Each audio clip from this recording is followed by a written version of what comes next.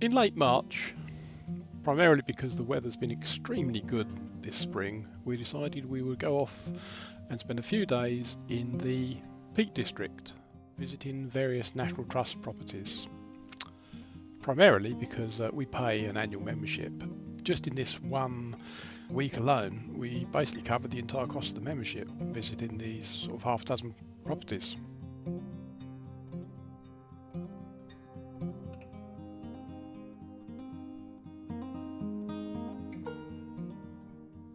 Our first stop was Shugborough.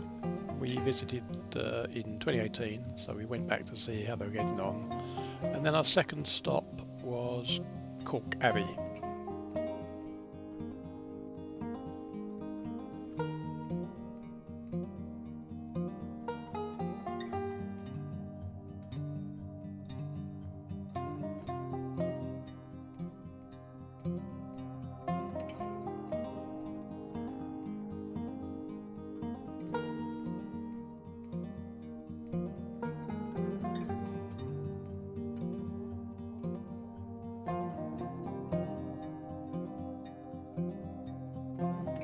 Then we were off to Kedleston Hall.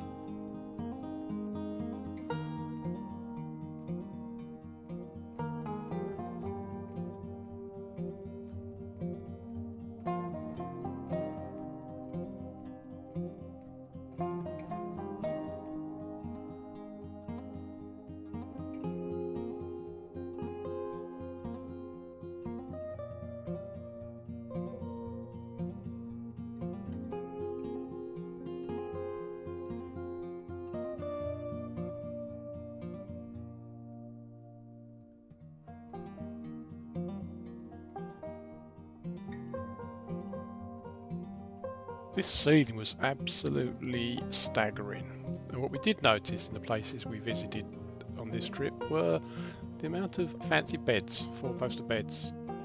Winster was a lovely little village. We were actually heading to spend the night at the Magpie Mine, so we stopped here for a walk around the village, and Karen needed to go and get some milk in the local shop. It was just a gorgeous little place. Loads and loads of walks seem to be taken from here. There is an interesting free car park up the road where we parked, where I think you probably could have stayed overnight. So we went up to the Magpie Mine, which you'll see shortly.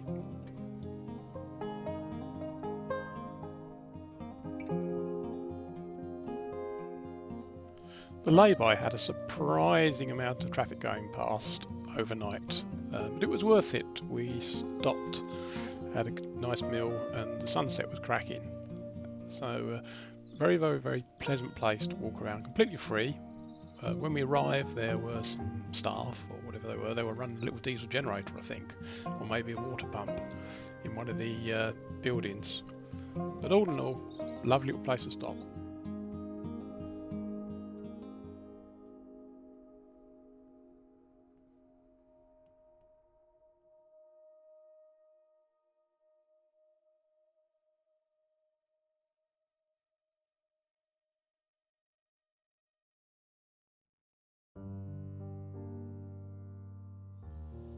Our next stop was going to be the Belton estate north of Grantham.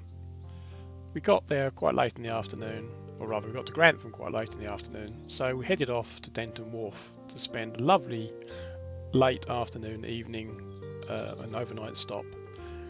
Gorgeous little place, absolutely, you can see it, absolutely stunning. We had swans come up to see us. The reflections of the water off the canal under the bridge caught my eye. There was this sign that we've seen several of around the country now, and a great stop, and then we were able to head off to Belton the following day.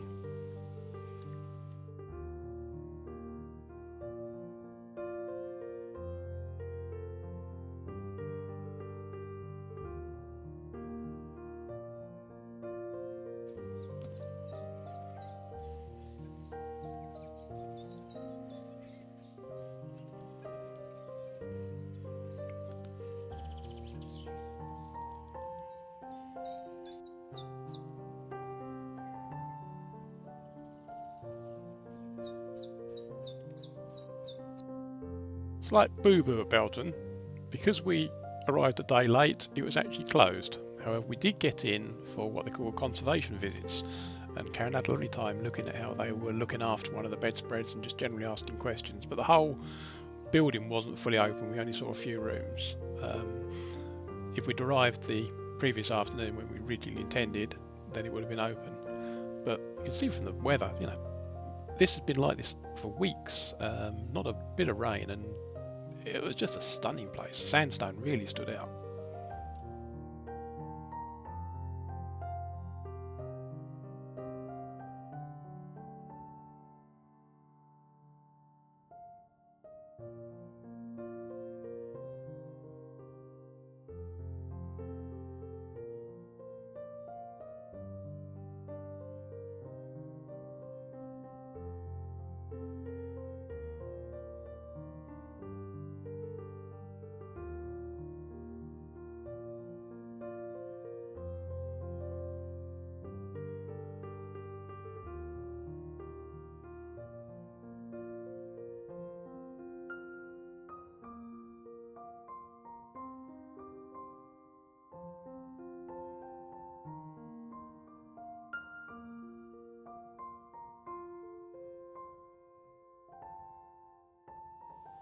The target for this particular week's outing was Hardwick Hall. Karen wanted to go and see Hardwick Hall. I didn't realise when we got there that there were actually two Hardwick Halls, an older one, and as you can see, the plaster, although the building is open to the air, there's no roof, the remaining plaster is in surprisingly good order, and there's quite a lot of plaster still on the walls, some with protective covers. But then the new hall, crikey, from the outside you don't quite realise how solid and how much space is in the inside. It's an extraordinary building, the massive stone staircases. It's not like the sort of typical medieval Tudor building you go and visit. And the lady that had this built, you know, rose to prominence and had a heck of a lot of money. But these staircases, they were 15 feet wide, absolutely massive. Very extraordinary building.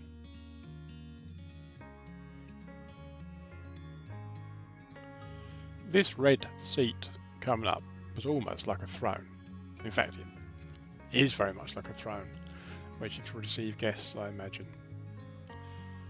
This was another hall that had lots and lots of well cared for four-poster beds. And in one of these halls, they had found a bed frame and bed set that had been stored for over 300 years, and that'll be coming up shortly.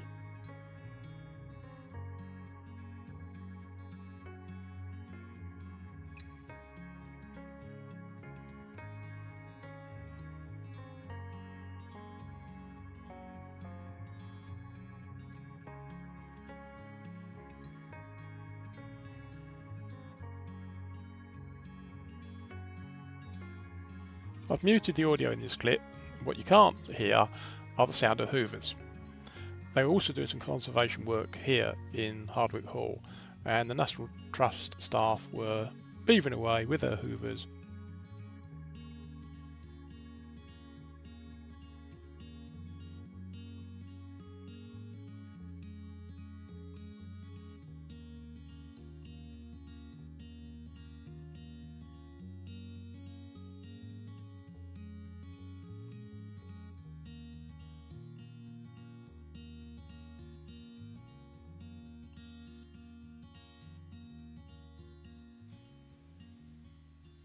As you can see now, special hoovers apparently, adjustable for specific vacuum settings so that they can handle delicate materials. But there they are. So it's quite noisy in there.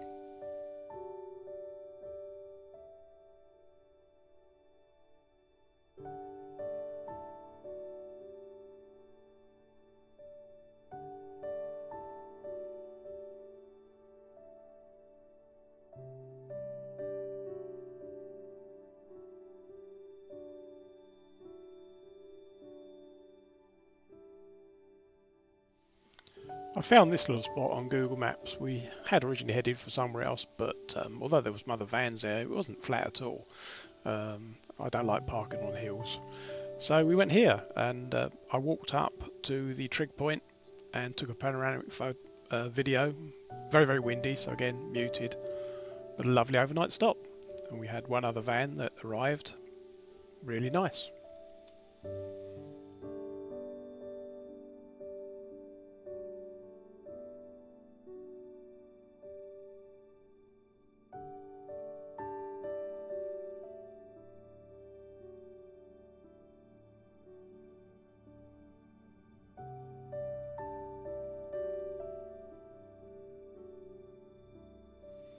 Our final stop for this particular outing was Lyme Estate, near Stockport. And this is the building that had the very, very, very, well, almost brand new in appearance bed in it. And that will be coming up shortly. The needlework and the freshness of it is really very, very good.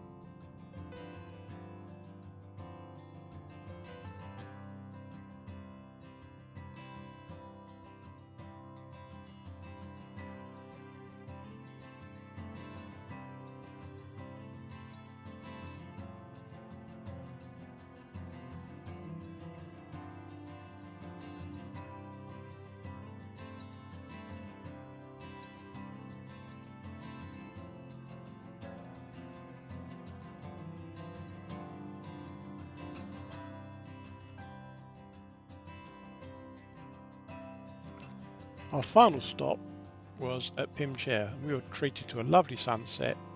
We could also see across to the skyscrapers in Manchester on the distant horizon. The official Pimchair car park has got a no overnight camping sign in it, but we found a little tiny lay-by, or a little bit of a track rather, that was just about level, and had a lovely sunrise and wander about before heading home.